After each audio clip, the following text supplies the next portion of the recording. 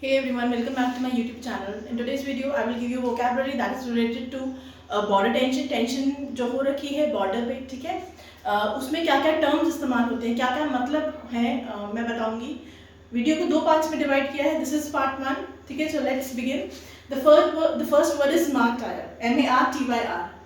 जब हमारे हिंदुस्तान के सोल्जर शहीद हो जाते हैं, है ना, जब देश की रक्षा करते हुए वो अपने प्राणों का बलिदान दे देते हैं, तो उनको हिंदी में शहीद कहा जाता है, इंग्लिश में मार्टायर बोला जाता है, ठीक है. A soldier who sacrifices his life for country. अगर मैं एक स्टेटमेंट दूं, सेंटेंस इंग्लिश में अगर मैं बोलूं, that the soldier was held as a martyr after he sacrificed his life for the country, ठीक है. The second word is ambush, ठीक है, which means surprise attack from hidden positions. होता है ना कि हमारे भारतीय सेना पे, सैनिकों पे मिलिटेंट्स क्या करते हैं, छुपके से हमला करते हैं, ठीक है. तभी मैंने लिखा surprise attack from hidden position, ठीक है. अगर स्टेटमेंट दूं that militants led an ambush over the army convoy, ठीक है. अब मिलिटेंट्स क्या होते हैं, मैं समझाऊंगी. वर्ड मैंने दे रखा है मिलिटेंट, ठीक है. पहले बता देती हूँ. मिलिटेंट ऐसे व्यक्ति who are not part of any army, है ना, वो सिविलियंस होते हैं but they engage in armed forces. मतलब वो टेररिस्ट एक्टिविटीज जो करें, है ना, और उनके पास गन्स राइफल्स रहती हैं, and they are not part of any army, उन्हें मिलिटेंट्स बोलते हैं, ठीक है. So this was the word ambush. Okay, next the third word is skirmish, SKIRMISH, which means a brief and unplanned fight between two groups, between two nations, तो उसे skirmish बोलते हैं. अगर मैं सेंटेंस दूं that there was a skirmish between the India and Pakistan at the India-Pakistan border or at the LOC, ठीक है, या Indian forces were engaged in a skirmish, ठीक है, at the LOC. ऐसा कोई एक्टिविटी जो प्लान नहीं है, लेकिन जैसे एम्बुश में देखिए कनेक्टिव वर्ड्स लेके आ रही हूँ कि पहले एम्बुश सडन अटैक हुआ, उसके बाद skirmish, क्योंकि दोनों फोर्सेस फाइट में, दे हैड टू फाइट, और छोटी मुठभेड़ जिसे कहते हैं, है ना, वो वर्ड है skirmish.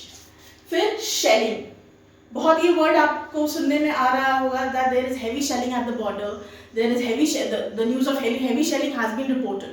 Now what is shelling? Shelling means bombarding with artillery shells, है ना. शेलिंग जब LOC बॉर्डर पे बम्बार्डिंग होती है, आर्टिलरी शेल्स के, वो थोड़ा छोटे से मिसाइल टाइप का होता है ना, बॉम्ब जैसा होता है, जब वो गिराया जाता है ना, अटैक किया जाता है, तब हम वर्ड इस्तेमाल करते हैं शेलिंग का, which of course it leads to heavy chaos, ठीक है. There is the word LOC, ठीक है, which means line of control. LOC का फुल फॉर्म होता है line of control. It is the area between India and Pakistan, कि भाई ये LOC है, इस पार का एरिया हमारा हिंदुस्तान है, उस पार का पाकिस्तान है. LOC, line of control. Okay. There is ceasefire. बहुत आपने सुना होगा ceasefire agreement. What is ceasefire? इसको आप ब्रेक करिए. जो लगातार फायरिंग होती है ना, उसको सीज कर देना, बंद कर देना. An agreement to stop fighting temporarily, ठीक है. What is ceasefire? This is an agreement to stop firing temporarily. एक अग्रीमेंट होता है, अभी हुआ था इंडिया पाकिस्तान के बीच में, कि दे विल, सेंटेंस अगर मैं बोलूं that both the sides they agree to ceasefire, है ना, कि दोनों साइड्स ने अग्रीमेंट किया कि दोनों तरफ से शेलिंग नहीं होगी, फायरिंग नहीं होगी. ऑलराइट, ठीक है. both sides agreed to cease fire after days of shelling, ठीक है. ये एक सेंटेंस बन सकता है. There is infiltration, ठीक है. Infiltration. Now what is infiltration? It is an act of secretly entering an enemy area, ठीक है. आप न्यूज़ सुनते आ रहे होंगे कि पाकिस्तान की तरफ से मिलिटेंट्स ने दे इन्फिल्ट्रेटेड, है ना. जब जबरदस्ती आप सीक्रेटली चुपके से किसी एनिमी एरिया में जाएं, उसे बोलते हैं इन्फिल्ट्रेशन, ठीक है. अगर मैं सेंटेंस आपको दूं कि security forces voided infiltration by Pakistan militants, ठीक है, कि सिक्योरिटी फोर्सेस ने क्या किया, they foiled and attempt by the that was done by the Pakistan militants, ठीक है. जबरदस्ती अंदर आ रहे थे, सीक्रेटली आ रहे थे, क्या कर रहे थे, जबरदस्ती अंदर आना, इन्फिल्ट्रेशन, है ना. एंड द आर्म्ड फोर्सेस या the Indian army it fold that attempt, ठीक है. Now provocation.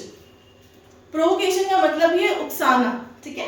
It is an action that provokes or incites a reaction. अभी जो ceasefire violations है, what was it? कि वायलेशन, सीजफायर वायलेशन क्या है? Agreement हुआ था कि इंडिया और पाकिस्तान दोनों की तरफ से फायरिंग नहीं होगी, but they violated it, PoK violated the agreement that was done, है ना. और कहीं कहीं न्यूज़ आई थी कि फायरिंग हो रही है. ठीक है, तो वो क्या हुआ? प्रोवोकेशन करना, प्रोवोक कर रहे हैं, है ना, कि वापस से वही स्थितियां जो सामान्य हुई हैं वापस से हो जाए. ठीक है. देन एग्जाम्पल अगर मैं दूं इसका प्रोवोकेशन का तो होगा ceasefire violation was seen as a deliberate provocation. ठीक है, जानबूझ के हो रहा था. The second last word in today's video is militant. मैं समझा चुकी हूँ, बट अभी के लिए it is a person who is engaged in armed conflict and he is considered a civilian. He is not part of any army. वो इंसान किसी भी आर्मी का पार्ट नहीं होता है, मिलिटेंट होता है, and he is a civilian. ठीक है. There is retaliation. The word retaliation, which means an action that is taken in response to an attack. ठीक है. अगर मैं सेंटेंस दूं, the Indian army retaliated after the provocation. ठीक है. Retaliate मतलब वापस, अपने हिंदी में आप सुनते होंगे कि जवाबी कार्यवाही में ये हुआ, है ना. वहां से पहले फायरिंग हुई, फिर जवाबी कार्यवाही में हिंदुस्तान ने ऐसे किया. तो क्या किया है? What did Indian army do? It retaliated. ठीक है. So these were the words in the part 1. इसके बाद अगेन मैं एक वीडियो अपलोड करूंगी जिसमें अगेन 10 वर्ड्स होंगे that are related to the conflict and the border tension. Thank you for watching and being with me.